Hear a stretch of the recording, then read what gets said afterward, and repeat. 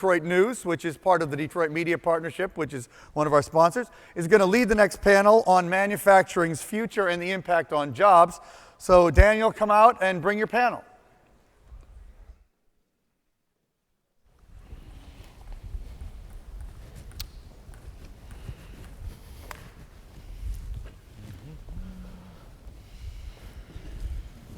Hello, everyone. As David said, I'm Daniel Howes, a business columnist at the Detroit News, and it's great to be here at Techonomy to talk a little bit about something that we know a little bit about in this town, manufacturing. I'm joined here today by Amar Hanspal, the Senior Vice President of Products at Autodesk. Next to him is Steve Hoover, the CEO of PARC, which is an acronym for Palo Alto Research Center. It's a Xerox company. And finally, Lou Rassi, partner of McKinsey and leader of the global manufacturing practice of McKinsey, and I might add, a Detroit native of Sterling Heights. Gentlemen, technology can be a massive transformative force in the economy, and in manufacturing, here in one of the nation's traditional manufacturing hubs. Any renaissance of Detroit arguably is dependent on the competitive adaptation of technology and faster moving cultures. You guys, all three of you, are in pieces of the manufacturing world that are not what we know here traditionally here in Detroit. Now that has changed clearly and is continuing to change after the big meltdown, but nevertheless we still move the metal and make the metal. I would like to ask each of you to kind of take a bite at what do people need to know about where manufacturing 2.0, which is what Steve refers to it, is headed in the United States and around the world, and can a region that considers itself a hub of manufacturing, a global manufacturing, actually compete? Amar? Okay. Well, our vantage point is of a software company, and so we provide tools on the design and engineering phase. And we've been watching our customers and how their participation in the manufacturing process has been changing. And so I would say, I like the term manufacturing 2.0, and you got to look at that from sort of, and we see that in two ways. One is what the previous panel talked about, which was the rise of entrepreneurship, and sort of lots of people now having access to the means of production, the means of raising capital, the ways of finding customers. In many ways, the inversion of the Industrial Revolution from 300 years ago. The other thing that we watch is in established companies, because not everything is going to go that way. You're still going to have planes, trains, automobiles that have to be manufactured and designed in a different way. You watch people trying to do things faster, smarter, better. So the merging of design and manufacturing, more and more of manufacturing being considered at the design or engineering stage. We certainly see that on the software side, people asking us to provide tools that consider the impact of things downstream. So does the downstream side start to become more like what Apple says, designed in Cupertino, assembled in China, which is not always true, or other things like custom manufacturing, which is smarter manufacturing or lean manufacturing. We see people asking for tools and supporting that. And I think those are the trends that we see. And I'll turn things over to my colleagues to comment more. Steve? I think really building on the points there, the biggest thing about if you're looking for the change in manufacturing is to not look at what you think of as manufacturing. That a lot of the change is happening in the context. So there are changes in manufacturing. 3D printing, we're working at PARC on ways to print electronics, not only physical devices, but to combine those together. And those are very important technologies. But the biggest change is in the context. It is in this idea that everybody who is a designer can become a manufacturer and have things made. It is that everybody who has an idea can get it funded. It is in that idea that the ideas won't only come from me, but the social collaboration around those ideas that you hear in Quirky. And this is sometimes the most dangerous kind of change for people who are in the center of something, because it looks different, it feels different, you won't recognize it. And I think that's the risk to manufacturing, is that much of the change is around it, but it means manufacturing will get done in a different way. Different skills will be needed, and it will get blended together. Design and manufacturing won't have the same boundaries. So the barriers to entry, are technology is lowering the barriers to entry?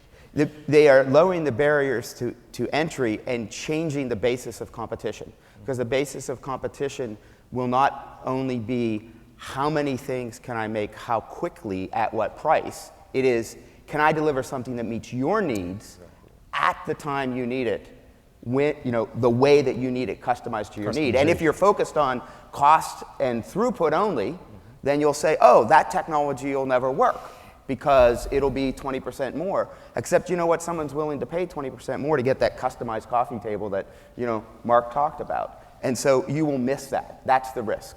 So how do companies and countries compete in that environment? So I would agree with the way Steve characterized the change. I think to your original question, Daniel, what do we need to know about manufacturing 2.0? I think it is changing, but a couple things are staying the same. That is that manufacturing will remain important for economic health in the long run. Not just as a driver of employment, but as a driver of productivity, of innovation, as you both have highlighted, of exports, of national defense. So the importance of manufacturing remains. I think that's important to keep on the table as we reflect on the road forward. I think secondly, associated with this changing environment that we've talked about, there's also a great deal of uncertainty. Right. The end state we're moving towards, we don't exactly know yet. That creates both excitement and anxiety, but I think it's also important to know that yes, it's changing, but it's also highly uncertain, which is making it even more difficult for companies and governments to effectively navigate where we are today. But in that changing and uncertain landscape, it points to great opportunity. Reasons for places like Michigan and manufacturers around the world to be really excited about what the future could hold.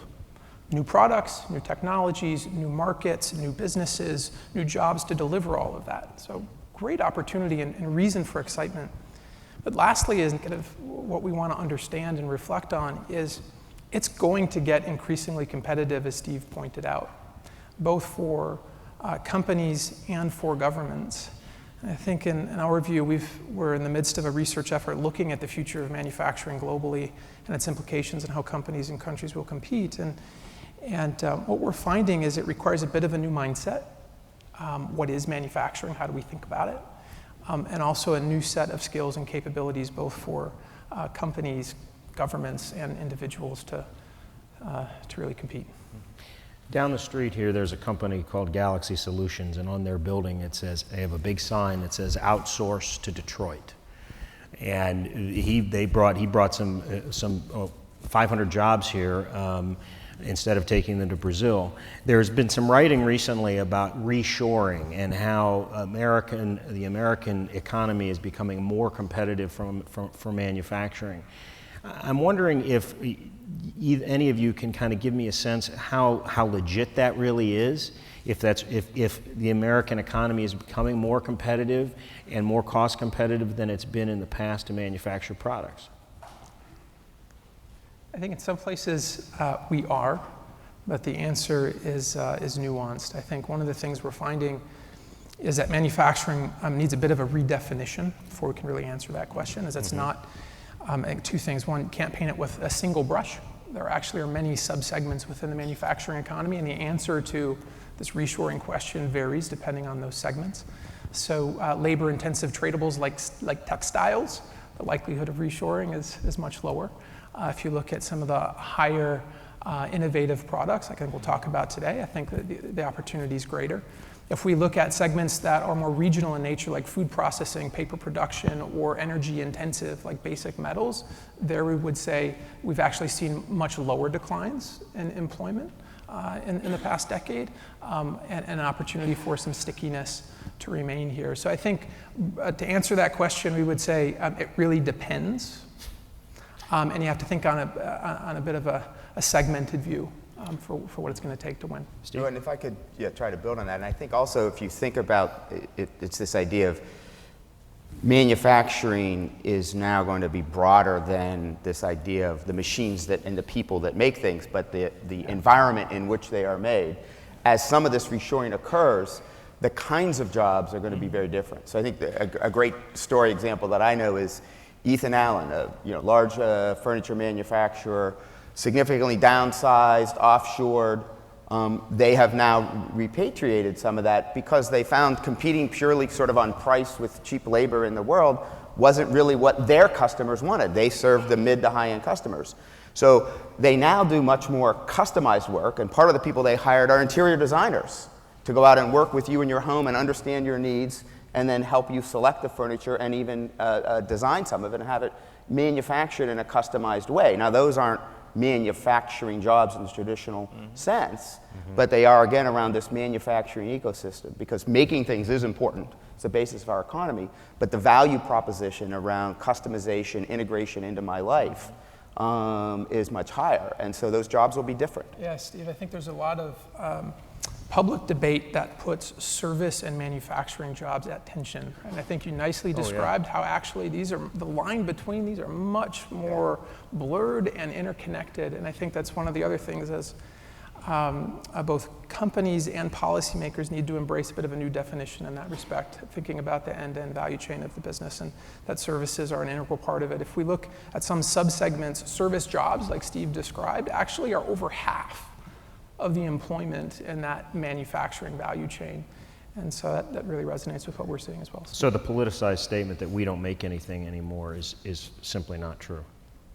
I think there are great examples where we are making things and where we can be competitive. I think we would benefit looking forward to broaden our definition of what manufacturing is, to recognize that you need that competitive value chain, not just production jobs, although those are essential and important, but it's the other pieces of the value chain, the front-end design, which I think Amar can talk to, and the innovations happening there, but also through the life cycle to customer service, aftermarket sales, and such. In this town, we have a stereotype of what a manufacturing worker looks like, what kind of education they have, what kind of training they may have, what they had 10, 15, 20 years ago, what they have today, the next few years going forward.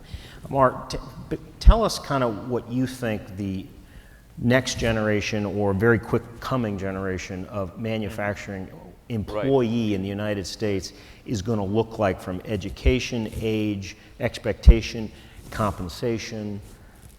Okay, well, I'll try to answer that. But let me build on the context we've been setting so far, which is I think the manufacturing jobs, not just of tomorrow, but of today, already look different because of this collapsing definition between design and manufacturing and techniques such as mass customization. I looked at Monster.com and sort of the kinds of jobs that are being advertised, or a couple of automotive companies. The kinds of people they look for today are skilled in robotic programming, they're skilled in CNC programming, they're skilled in lean manufacturing techniques, and I think those are different than what they looked for 15 years ago, because manufacturing today is not just, even when they look for a spot welder, they're looking for people that can fix problems on the line, not just, 50 times a minute, weld something. So I think that the requirements of the job are certainly expanding to include this sort of redefinition of manufacturing. And I think on the education side, this sort of integrated thinking of design or form and function and fabrication is going to have to start much earlier in the process so that people can think about things holistically. So I think 5 years from now, it won't surprise me that you won't have people doing only one functional job in the companies. So the paradigm is clearly shifting if it hasn't already shifted. Right, exactly. And so the question is, can a town or a region or a state or part of the country that maybe is more traditional in its viewpoint, is it going to be able to respond to that competitive, that gearing, that competitive upset? I think it certainly has the opportunity. I think actually this discussion here in Detroit, right, and this partnership with Techonomy to come here with the Detroit Economic Club says that people are starting to ask the questions, and I think the skills are going to be radically different. I worked in a company that made glass for cars. I, put myself through college in the summers, and it was a very repetitive job. Made me really glad that I was gonna, go on and be an engineer. But then I also started to teach people at community colleges, technologists, to how do you do basic automation, right? And so, the American worker is an incredible set of capabilities. We got to create the context in which to give them the right training and the right education. I mean, these people can do amazing things, but it is going to be a different kind of skill set in the future. And so I think that's where government and industry have a real place to be clear about that and to partner to make those things possible, to help. Well, what I'd sort of say to your question is, I think Detroit did it once. I mean, if you think about where, the center of why it is the center of manufacturing was certainly a big part of the automotive history of this country it was the place where innovation around the product line, sort of the big manufacturing line happened. And so I think it has a track record of doing things innovatively.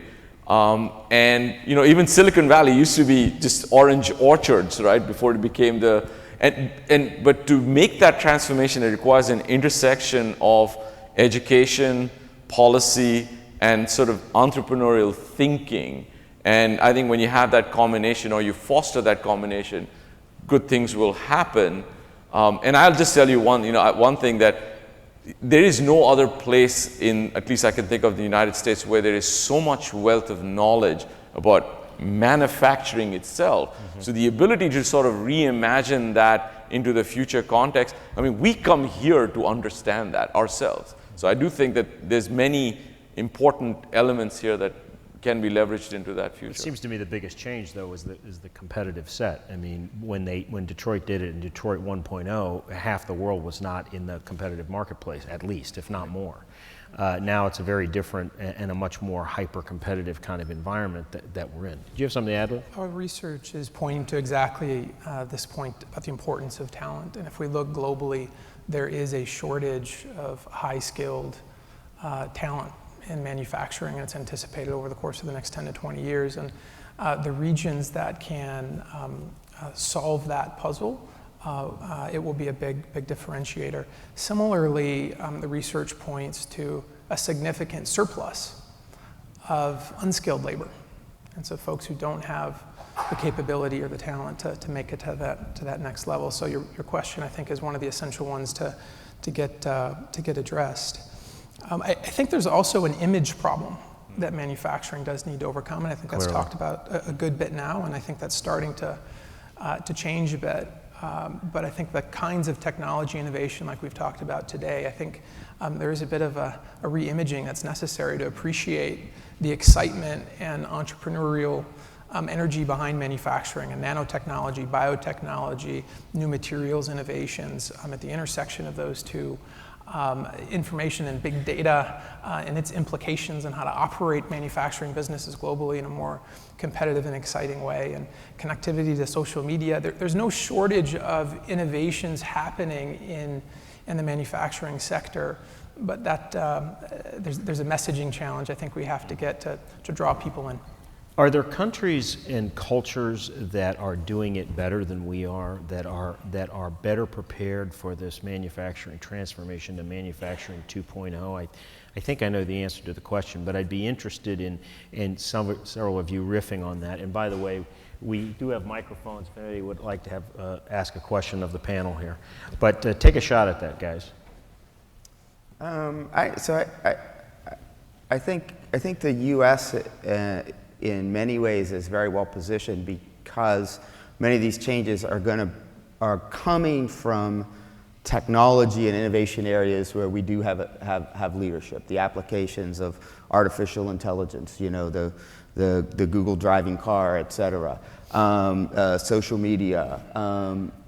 So I think we have a strength there.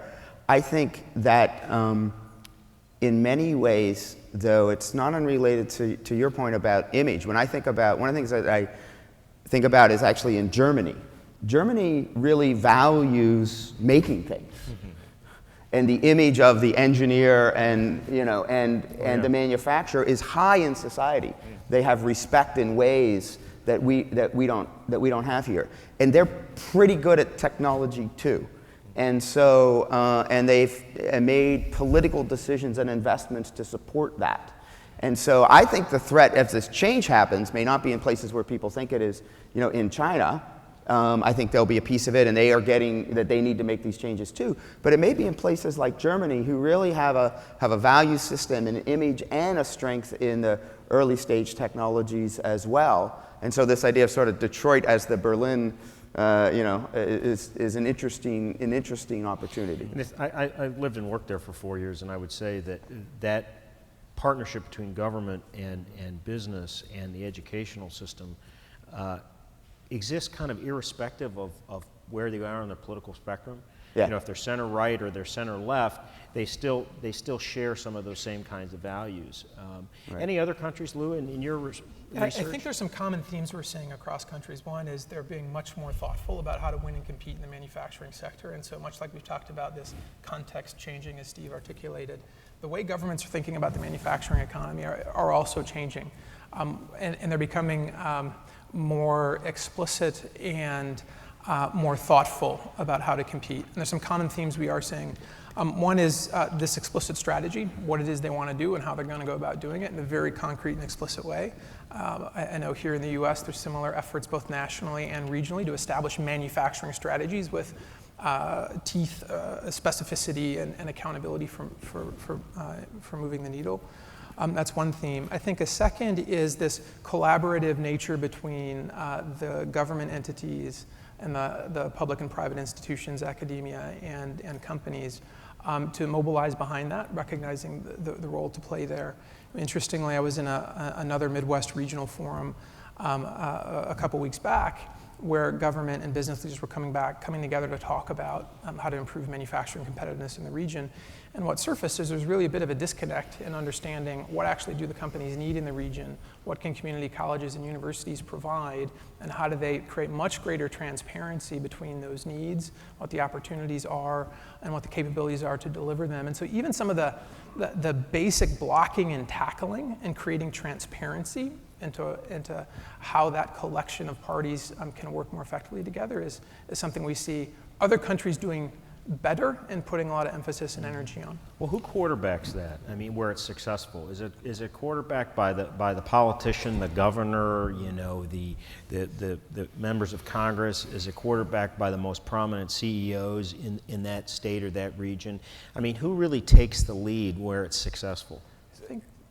I wanted to offer a slightly contrarian view before we go down the government path, because back to your original question on what countries will compete with the United States and why the U.S. would win or might win. I mean, there's China, there's India, there's Germany, and they all have their angles. But what I find in the United States is the advantage of being closest to or understanding customers better than anywhere else, which leads to innovation, sort of the ability to intuit and develop insight into what the customers want. And then the role of government in the other places is generally replaced by the free market here. So, we have a thriving venture capital community. Right. It strikes me that, software companies have benefited from venture investment. Manufacturing, venture capitalists traditionally haven't supported too many, manufacturing startups. And that's been because of the industrial, revolution business model, which requires a lot of capital, which is a thing that is changing. So I'm a little optimistic that the quarterbacking in the United States and why it has the best chance of winning is we are more tolerant of risk, we're more tolerant of experimentation, we pay much more attention to understanding customer needs than other places in the world, which then leads to all these better results down the chain. I mean, you've read, the introduction of the iPhone 5 may add whatever 0.5% to the GDP of the United States. Well, that's an example of innovation and insight bringing employment in some Oh, form. Yeah, So- I don't think there's any question. And one final note on Germany, and entrepreneurialism in Germany traditionally has been a dirty word. Right. As a friend of mine used to say, you know, that's the people that are entrepreneurs are people that can't get a job at any real company. And it's a very different. It's very different. Steve, did you have something to add? I think that's very true about Germany, as you say, but I think the point is, how do you take the best of each and not lose? Because the point is very valid. You know, we don't want to. This is not about stifling the innovation in the entrepreneurial context, but I think this point of trained workers is a really important one. And if you don't have the people, you know, the work will go to where the people can do the job. Because that's what innovators and entrepreneurs will do. Right. Because they're not going to stop building their business because they can't do it in the US. They're going to meet those market needs and they're going to do it. So I think the role of government isn't in framing the directions or making those investment decisions, but in providing the context for investment and training the people. Do you see any return to any kind of nationalist sentiment when it comes to manufacturing investment as we come out of this long period of recession and decline and manufacturing, like here in the auto industry? I mean, we're seeing a lot of investment being brought back to the United States from Mexico, from Canada. You know, that's a very deliberate decision that the auto companies are making. It's not happening exclusively, but it's happening more than any time I've been covering this industry since the mid-90s. Do you see any of that, or is that just more anecdotal than anything else? I think we see anecdotes of it, and the trend, we'll have to see how it plays out. I think it goes back a bit to this need to take a segmented view, Daniel, of the manufacturing economy. I think if you look at some of the auto investments and some of the players out of Japan and kind of the currency challenges that they've had, and looking at their global footprint and what footprint they need to have to be competitive over the next 30 to 50 years, right, is how they think about the time horizon for their global footprint strategies. They are, in fact, making investments here to be close to that demand they anticipate being still substantial here. So I think the short answer is it depends, and you need to take a bit of a more granular look at the different subsegments. Yeah, I mean, I think your question about whether manufacturing is sort of a source of national pride, you know, is a sort of a trend that's coming back. I definitely feel, and I think earlier you'd asked this question, that, you know, sort of making is cool again, you know, and whether that be at a small scale, large scale, I think, you know, there is more of a product culture coming back, and we all appreciate well-crafted products or customized products, and I do think that is slipping back into the consciousness in many ways. And so I am very hopeful that as part of this sort of crawl back out of the recession, that, you know, there'll be a lot more activity in this space. It will look different, as we've discussed, but I do believe that it'll be a source of you know, lots of jobs and pride for this country. Traditionally, manufacturing and technology kind of saw themselves as opposite ends. One was located, generically speaking, in the Midwest, and the tech people were on the coasts, and they really kind of didn't have a lot of respect for each other. But I think one of the things, at least from my perspective, is you see that now tech companies are making cars, you know, like Tesla, and the VC people are getting into that and realizing that there are some payoffs and there's some real challenges. Is there more alignment between the tech world and manufacturing than any time since you guys have been doing this kind of stuff? There is a lot of excitement around the convergence of the technology and manufacturing, absolutely. Even in, I mentioned big data and advanced analytics early on in terms of how you manage global supply chains more effectively and much more quickly and responsive to changes in consumer needs. I think we're just at the beginning of tapping into the impact that's going to have. And so I think, yes, from a technology perspective of advanced analytics and big data, also from these production technologies that do require a much higher level of kind of science to make things like nanotechnology, biotechnology work, there's a lot of reason to be excited about the convergence. Yeah, I think a lot of it's been more social and cultural, which I think we need to get rid of. Because if you look at it, I mean, I think of manufacturing and farming even, right? So has anyone been to a farm in the past 10 years? There are more computers. You know, a farmer doesn't drive a tractor, literally. It's autopiloted under GPS, so they only overlap by 2 centimeters, right? Every cow has a RFID printed in it, so they know, how much milk it's given, and look at an automotive plant.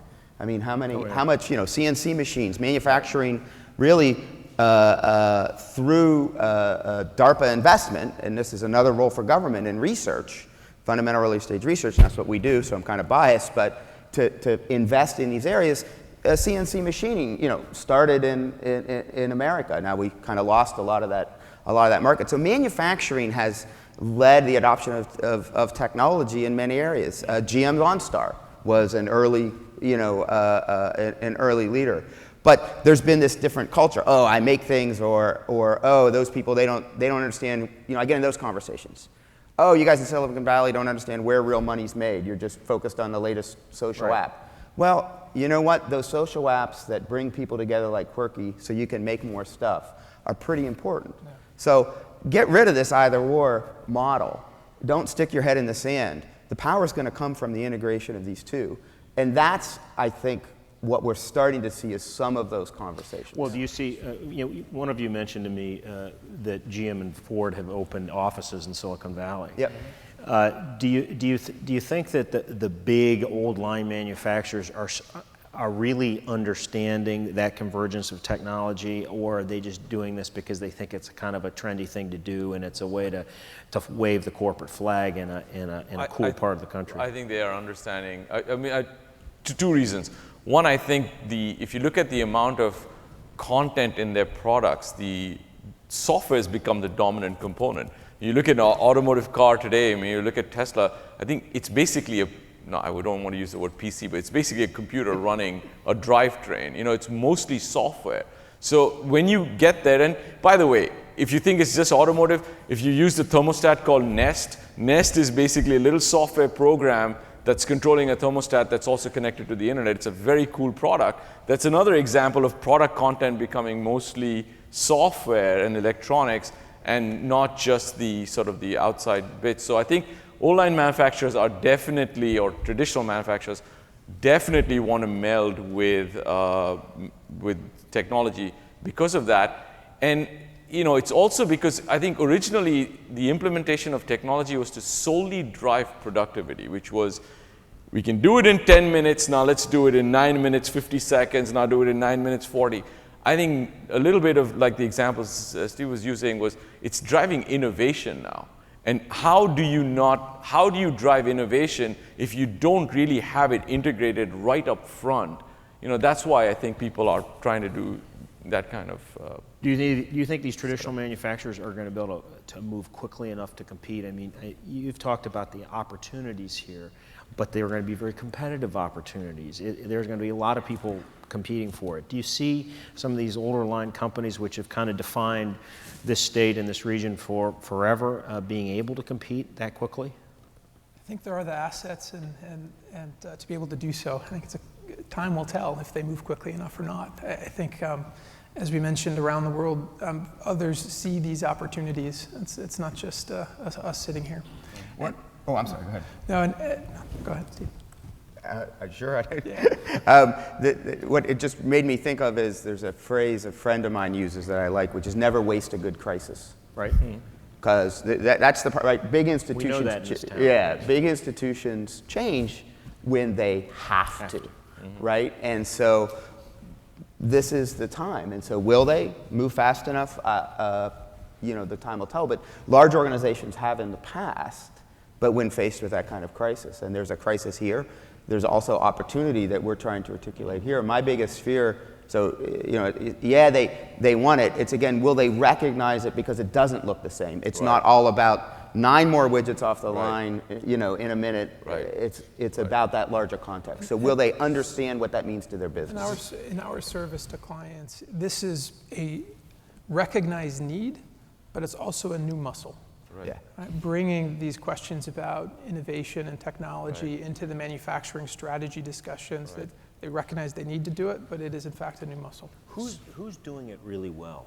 What manufacturer, I'm not looking for a Detroit name here, okay, necessarily. I'm just, who's doing it well and moving quickly and innovating I mean, would the obvious one be Apple? I mean, I'll give you one from the traditional side. GE Medical Systems, and those guys, they're also opening an office in the Valley, and they've had to contend with the emerging market trend where access to medical imaging equipment. You can't sell $400,000 CT scanners or deploy them in rural villages, and they had competitors crop up that were sort of local, challenging them. If you watch how quickly they moved to build a better product, address those issues, that's one example that definitely stuck with me as, and here's somebody you'd say, yeah, GE, they do locomotives, but no, they were behaving much like one of the examples that Mark might have used for Tech Shop, like the Dodo case guy. Right. So.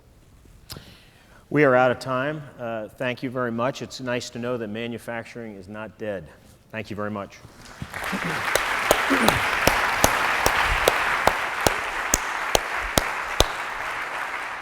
Thank you, Daniel. Great panel. And in the interest of keeping you all awake,